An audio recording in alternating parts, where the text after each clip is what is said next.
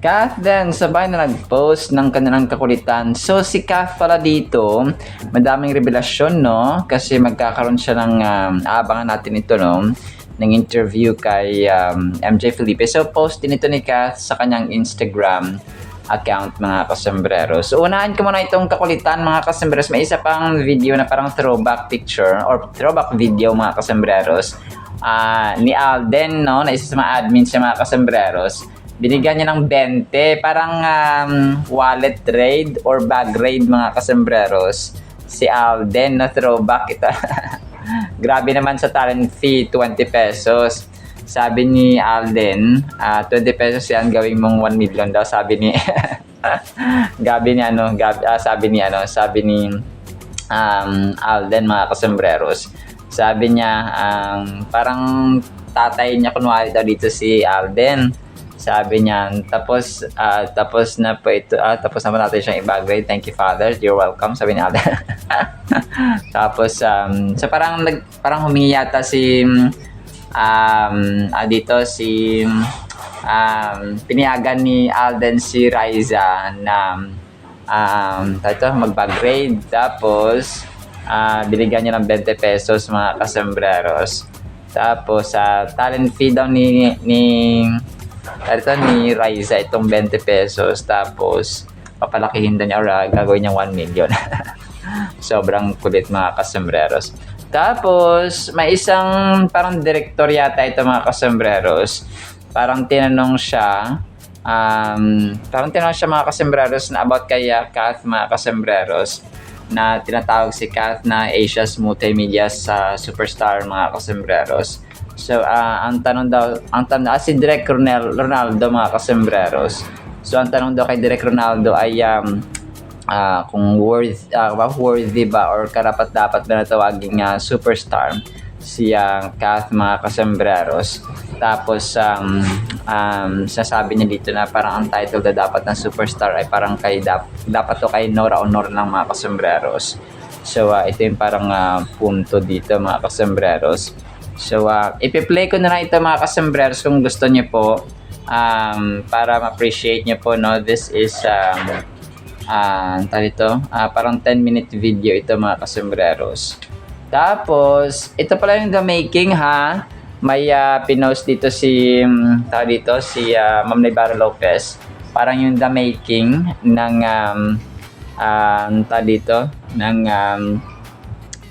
wax figure, mga kasembreros. Sorry, kakagising ko lang kasi ng wax figure ni Catherine, no? Doon sa Glorieta, Makati. So, parang behind the scene ito. Foreigner pala talaga ang gumawa, no? Ng kanyang wax figures. Hindi basta-basta talaga, mga kasembreros. Ibang lahi, no? Kasi Team Hong Kong ito, no? Ng Madame Tussauds, mga kasembreros. So, dito ay habang inaayusan si Kath, yung kanyang wax figure naman ay ready na, mga kasembreros. So, yun po, no? Talagang ang lupit, mga kasembreros. So, wala siyang boses. Music background lang siya, mga kasembreros, eh. So, yun po. Tapos, may dinrap. Parang nagkaroon pala siya ng celebration after ng wax figure unveiling nila, mga kasembreros. So, hindi ko na alam kung sa bahay ito ni Kath. Tapos, si Mami Min yung kasama niya dito. Tapos, dito si Kuya Kevin niya, di ba? Parang designer ito. Or siguro pamangkin ito ni Mama Min. Kasi ito rin yung gumawa ng design last year nila, Kath, sa kanilang Christmas decor, mga kasembreros. Itong lalaki. So, wala akong idea kung ano ang pangalan ni Sir. Pero yun po, no, parang nagkaroon sila ng celebration ni Mama Min after ito ng siguro ng unveiling ng wax figure, mga kasembreros. So, in celebration, no? So, parang nagpagupit si Kath dito, no? Na maiksi na kasi yung buhok niya, eh. So, naka-white pa rin siya. Tapos yun, no? Tatlong pictures ang binahagi ni Ma'am Naybara Lopez, mga kasembreros dito. So, thank you so much, no, sa pag-share. Tapos, may isa pa dito na parang nagpa-picture, no? Yung fan. Tapos, tinawag na siya, mga kasembreros, no? Saglit lang siya. Tapos, yun. umalis na agad siya mga customers. Tapos si Kara naman, Karadjaw viewers. Tapos nagpasalamat siya dito sa mga viewers na naging number 1 ang view number 1 sa view mga kasembreros ang Love Siargao ni kasama nga sila Alden, no, mga kasembreros. So mamaya ipi-play ko ito para ma-appreciate niyo po mga kasembreros. Tapos yun, no, post ni Alden na kakulitan. So meron na silang sobrang kulit talaga ni Alden dito. Sabi niya, pakitaan ng mga pangagay, sabi niya. So kasama niya dito sina Andrea Torres, si Faith Da Silva, Christopher Martin at John Lucas, mga kasembreros. So naka-uniform ng pang-hospital sina Dr. Grayson, mga kasembreros. Tapos yun, bihira yung ano nila ngayon yung kanilang behind the scenes post, mga kasembreros, sa Code Gray. Kasi busy sila, no, sa pag-shoot talaga, mga kasembreros. So which is aabangan din natin. So mamaya play ko rin ito para marinig yung kakulitan ni Alden. Kakulitan ni Alden, mga kasembreros. Tapos si Kath naman, nag-post din siya, no, sabay sila nag-post, mga kasembreros, ni Alden actually. So isa rito yung parang kinakausap niya yung kanyang tawag dito, yung kanyang wax figure, mga kasembreros. Tapos ang sinabi niya dito ay do you understand the words that I'm coming out? Ay, sabi parang ganun, mga kasembreros, no? Do you understand the words that are coming in my mouth? Sabi niya ganoon, no? Tapos kakulitan lang niya, no? Tapos sayaw-sayaw siya. Tapos yun, kakulitan lang ni Kath, mga kasembreros. So ito ay sarili niyang kopya na pinost talaga sa kanyang Facebook, mga kasembreros. 43-second video ito, mga kasembreros. So mamaya i-play ko ito, kakulitan din ni ni attorney, mga kasembreros. So ikaw na talaga. Tapos yun, yung marami tayong aabangan na pasabog at saka kasi interview ito ni Kathy. So interview niya kay MJ Felipe, mga kasembreros. So we definitely missed, no, yung interview ni MJ Felipe with Kath din dati, no, during promo ng Hello Love Hello Love Again, mga kasembreros, kasi nga ay ang galing ng kanilang tandem dito, no, sa tuwing mag-interview sina MJ Felipe, si Kath at saka si Alden ay puro tawanan na pag serious, pero pag yung kakulitan nila ba, no, hindi talaga nawawala. So singilin na kaya ito ni singilin na kaya ito ni MJ Felipe, no, sa utang niya na na yung bag na regalo, no, pero matagal na, mga kasembreros, so naka-move on na rin siguro si MJ, of course, ma. So ang pag-uusapan yata nila dito ay yung about sa Summon Someday, mga kasembreros, at mga recent achievements ni Phenomenal Box Office Cinema Queen, no, especially dito sa Madame Tussauds nila, mga kasembreros, na wax figure. So yun po, no. So abangan natin ito. Picture pa lang ang pinost niya sa kanyang Instagram, mga kasembreros. So wala pa yung video mismo. So nagulat niya ako na may interview na naman pala si MJ kay Kath, mga kasembreros, no, which is sana mag-spill the tea naman, or reveal ng mga secrets, no, especially sa kanyang puso, mga kasembreros, si Kath. So yun po, no. Tapos next item natin, so may pinost dito yung admin, no, si Charjan yata ito, mga kasembreros, sa picture ni Alden. So parang on this day ito, mga kasembreros, no, July 11, parang 2024-2025 yata ito na picture ni Alden, no, na kung saan ay naka-white siya, tapos parang nasa labas yata siya, mga kasembreros, nasa tapat ng bakery si Alden. So nasa labas siya. Saan ka pupunta, Soiti? So yun po, no, talagang ang lang, parang throwback lang ito, mga kasembreros. So naka-white at may dimple, may dimple si Alden, mga kasembreros. So yun po, no. Actually, naman sa ating Kath din items, i-play ko ito, mga kakulitan ni Alden, no, at saka ni Kath, mga kasembreros. And then, so mag-ingat po tayo ha. Mag-ingat tayo kasi dito sa amin yan ay makulimlim, no? Minsan ay humahangin. Pero thank God na we are safe mga kasombrero. So isang pinagpalang araw po sa bawat isa. Nakita ng mga panga, guys. What do you want? Thank you for allowing us to Yes. check your Here's bags. your silent fee. Okay. Congratulations. Thank you. 20. You're a good vlogger. Woo! Thank you.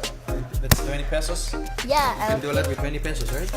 Yeah. Thank Good you. job, daughter. You study hard, okay? Oh my gosh. You, from that 20 pesos, you make that 1 million, alright? Okay. Okay. Ayan, tapos na po natin siya i-grade. Thank you, Father. You're welcome. Maradjaw Karadjaw viewers, thank you for making Love Siargao #1. We hope you continue to join us for the rest of the journey. Only on View.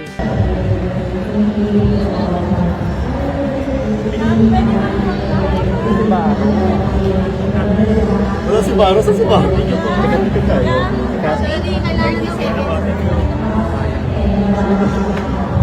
Do you understand the words that are coming out of my mouth? Ang ganda ng tanong, pero sasagutin natin talaga yan kasi first time tong tinanong sa akin na nabasa ko. Although, syempre, marami na rin nakakaalam na tinatawag nga naman si Catherine Bernardo na Asia Superstar. Ang tanong niya, Direk Ronaldo, deserving ba si Catherine na tawaging Asia Superstar? Samantalang ang superstar title ay sa nag-iisang Nora Honor lamang. Tama ka naman, originally ang superstar ay ang nag-iisa at walang katulad na national artist Nora Honor. Pero yung kay Catherine naman, may Asia's superstar. Kumbaga, kanya-kanya ng panahon. Alam mo, huwag na tayo masyadong maging sensitive, masyadong bigyan ng kahulugan na ang feeling nila, feeling mo, parang dapat kay Nora Honor lang yung title na superstar. Tapos bakit binibigay kay Catherine? Yun naman ang tanong, hindi ba? Malinaw yon sa akin, oo. Tama ka naman dahil ang superstar ay si Nora Honor lamang at hindi na dapat maulit sana yung title. Pero nag-iiba ang panahon. Sa present time, tinawag nilang si Catherine na Asia Superstar. Lahat naman niyang bansag-bansag na yan, bigay-bigay lang din ng mga tao. Ang question lang ba, deserving ba o hindi? Like si Ate Guy, talagang siya ang one and only superstar. Para sa akin, magkaiba naman na Asia Superstar naman si Catherine Bernardo sa panahon ngayon. Dahil blockbuster ang pelikula niya na tinangkilik sa mga Asian countries. Kaya naibigay sa kanya yung title na yon. So, although walang comparison, hindi naman sila pinagkukumpara ni Nora Honor. Si Ate Gay lang ang nag-iisang superstar, walang iba. Totoo yan. Pero ibigay na rin natin kay Catherine yung Asia's Superstar dahil kredito niya yun na kumita lahat, blockbuster lahat ng pelikula niyang ipinalalabas sa Asian countries. Yun lang naman yun. Saka alam mo, lahat naman ng artista binibigyan ng title, nabibigyan ng title. Iba-iba, kanya-kanyang panahon, kanya-kanyang title. Of course, si Ate Gay nga ang originals, the one and only superstar. Si Ate B naman, Vilma Santos, star for all seasons. Si Sharon, megastar. Marisol Soriano, Diamond Star. At meron pang Chris Aquino na Queen of All Media. Noon pa nga, meron pang Star of the New Decade, si Manilyn Reynes, na hindi naman nagtagal. Nandyan si Manilyn, isang actress, isang singer.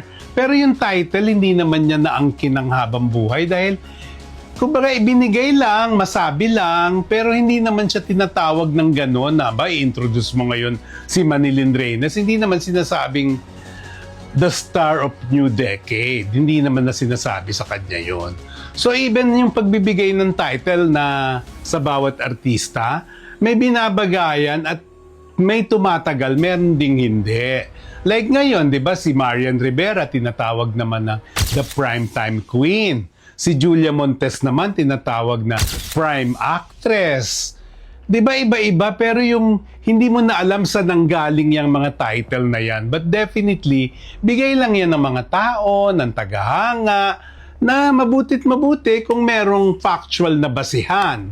Like in fairness kay Catherine, ang nakikita ko talagang dahilan, which hindi kasi nungalingan, Asia superstar siya kasi nag-hit ang mga pelikula niya sa Asian countries. Yun ang isang malaking basihan. At si Catherine naman, with that title, patuloy naman siyang nagpapakahusay bilang actress. Hindi naman siya yung tipong artista o idol na pa-cute lang. Talagang binibigay din naman niya lahat at pinapangatawan na naman niya yung title, di ba? Kahit sa pag-ibig niya, umibig siya, nakipaghiwalay, ngayon may bago na raw boyfriend. Hindi na issue kay Catherine yun eh. Ang pinagpo-focus niya ngayon yung takbo ng karir niya. Like, nag-comeback siya ngayon sa teleserye, yung Someone Someday. Ipinartner naman siya kay James Reid na nawala na kasi si Daniel Padilla. So, magandang trial for Catherine na mag-hit ba yung teleserye ngayong si James Reid ang kapartner niya? Or susunod naman, itatambal uli siya sa iba? Ganon yun. Kaya si Catherine, in a way, unti-unti, posible naman siya talaga, bagay naman siyang tawaging Asian superstar kasi ginagawa niya lahat eh. At ngayon itinatambal na nga siya kung kani-kanino, nag-eksperimento, hanggang ma-hit kung ano talaga yung kapupuntahan pa ng karir niya. Ang isa sa mga importante, katulad ng mga kapanahon niya like Julia Montes, na nasa Sigabo, siya naman ngayon nasa Someone Someday, na magsasanib puwersa rin sa primetime. Soon, ipalalabas yung show ni Catherine, yung teleserye niya. Pinapakita lang na nag-e-evolve si Catherine. Hindi siya tumitigil. Pagkatapos may gagawin na naman siyang pelikula. Hindi pa nare-reveal kung sino naman ang leading man niya. Pero alam niyo, marami nag-wish na sana magkabalikan sila ni Daniel kahit sa pelikula lang. At kasi maganda rin naman ang chemistry nila. Kaya lang sa ngayon mukhang malabo pa yon. Pero darating ang time, tignan nyo, pag nagsama uli si Daniel at si Catherine, ano yan, blockbuster din yan. At siguradong lalong mag-aangat kay Daniel mismo at kay Catherine bilang mga Asian superstar sila. Pero ngayon, ang title ni Catherine, dapat niya talagang panghawakan, ingatan, at pangalagaan, at lalo pang palaguin para mapatunayan niya sa lahat na deserving siya sa ibinigay na title na Asian superstar. Bigay na natin kay Catherine. Huwag na nating questionin pa na ikabit siya kay Nora Honor. Hindi naman ganun ang issue eh. Si Ate Guy, iba na yan. Na siya, walang tatalo sa pagiging superstar ni Ate Guy. Hindi yan kompetisyon na. Hindi sila magka-level ni Catherine. Never. Malayong malayo. At si Catherine naman ay Asian superstar. At ang mga katapat niya, yung mga Asian actresses sa iba-ibang Asian countries, yun ang katapat ni Catherine. Hindi si Nora Honor. Bilang Pilipino tayo, Philippine showbiz, na nagmahal sa isang superstar, supportahan natin si Catherine Bernardo bilang Asian superstar. Kasi yun yung title na ibinigay niya na panlaban naman niya sa kabuuan ng mga Asian countries na may mga actress na katulad niya. At umaangat doon si Catherine kasi may balita pa nga na magte-teleserye rin si Catherine sa isang Asian country na co-produce ng ABS-CBN Philippines at itong bansang Asian country na ito na magpuproduce para itambal naman si Catherine sa isang sikat na Asian actor.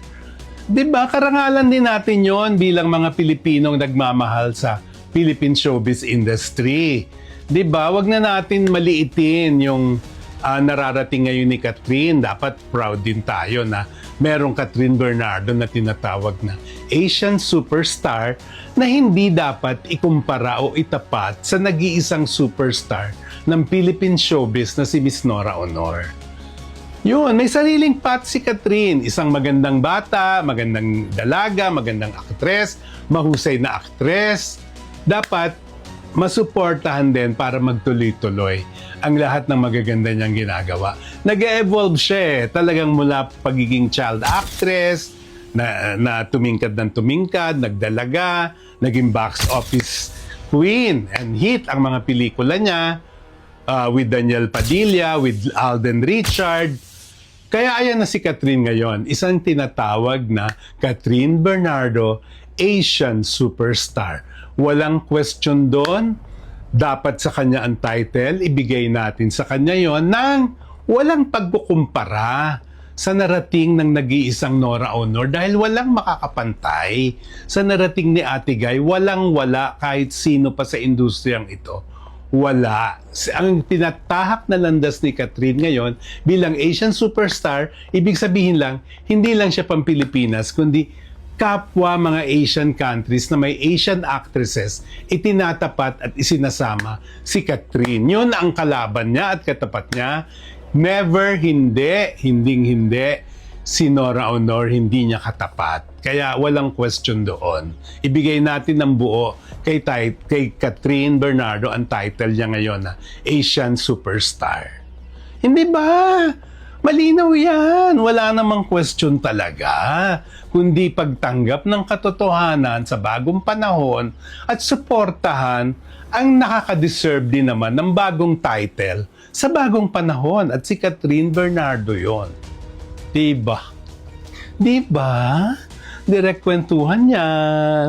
Katotohanan. Walang etchingan. Ay buti ba